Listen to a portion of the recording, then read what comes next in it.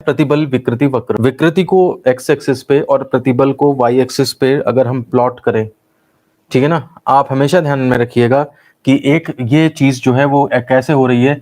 एक वायर है, उसको लटका रखा है हमने रिजिड बेस से, और हम उसके नीचे जो है वो वेट्स बढ़ाते चले जा रहे हैं। वेट्स बढ़ाने से क्या हो रहा है, उसकी लंबाई बढ़ रही है, हम उसके ऊपर प्रतिबल भी बढ़ा रहे हैं, और उसके ऊपर कितनी कितनी विकृति आ रही है वो हमने नोट किया, और उनके बीच में हमने ग्राफ खींचा, तो ये ग्राफ इस तरह का नजर आता है।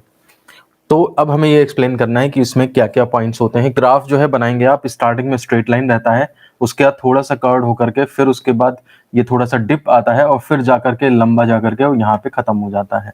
स्टार्टिंग में देखिए ये ग्राफ हमारा जो है वो स्ट्रेट लाइन है। स्ट्रेट लाइन ग्राफ का मतलब ये हुआ प्रतिबल हमारा विकृति के समानुपाती है। तो वही मैंने यहाँ पे ओपी को शॉर्ट में लिखा है।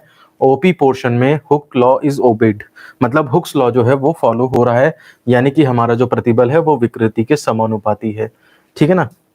अब इसके बाद पी के बाद ये ग्राफ जो है वो थोड़ा सा इधर की तरफ झुकने लगता है।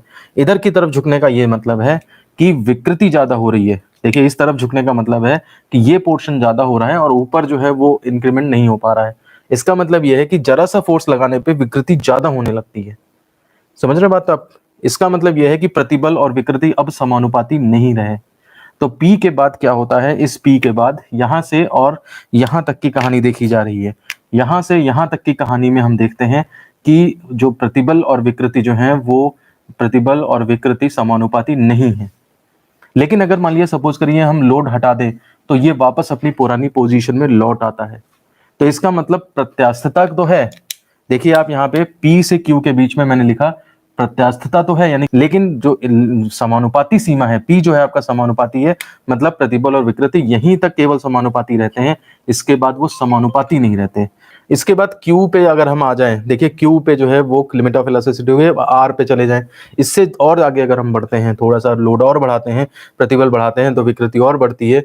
और अब जो है आपका जो है ये जो R है, इसको हम फिर कहते हैं पराभव बिंदु, यानी कि यील्ड पॉइंट। यील्ड माने होता है जनरेट होना।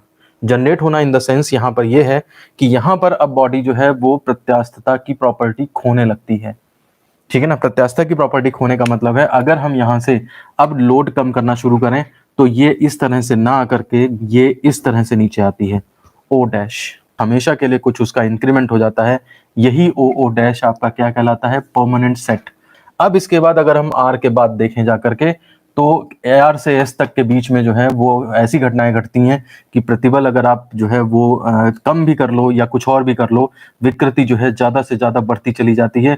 ऊपर की तरफ इंक्रीमेंट नहीं, आपके फोर्स न लगाने पर भी विकृति होती चली जाती है, और अल्टीमेटली जो है आपका जो ये S पॉइंट है, S पर आकर के वायर टूट जाता है। हम इसे कहते हैं ब्रेकिंग पॉइंट। इसके करस्पॉन्डिंग जो स्ट्रेस होता है उसे ब्रेकिंग स्ट्रेस कहते हैं। इसके करस्पॉन्डिंग जो स्ट्रेन होता है उसे हम ब्रेकिंग स्ट्रेन कहते हैं। और R से S तक की जो ये रेंज होती है आपकी, ये पूरी की पूरी प्लास्टिक रेंज होती है। मतलब वही है, इलास्टिसिटी अब चली गई है, अब आपका प्लास्टिक रीजन स्टार्ट हो गया है। अब इसमें थोड़ा सा ये पूछ देते हैं कभी कभी, जो तन्य धातु होती है जैसे सोना चांदी होता है, जो कि खिंच जाते हैं, उनके लंबे लंबे वायर बन जाते हैं, तो उनके अंदर जो है R के बाद S जो है वो बहुत देर में आता है, ठीक है ना। टूटने से पहले वो बहुत ज्यादा खिंच सकते हैं। तो इसका मतलब जो तन्य होती हैं धातुएं, जिनको कि खींचा जा सकता है, जिनके लंबे लंबे वायर बनाए जा सकते हैं, उनके अंदर RS पोर्शन जो है वो लार्ज होता है। और भंगुर जैसे कांच वांच हो गया, आपने जरा सा डिफॉर्म किया और वो फट से टूट गया, तो कहने का मतलब है उनके अंदर ये S पॉइंट जो है R के तुरंत बाद आ जाता है, और इस वजह से RS कम है।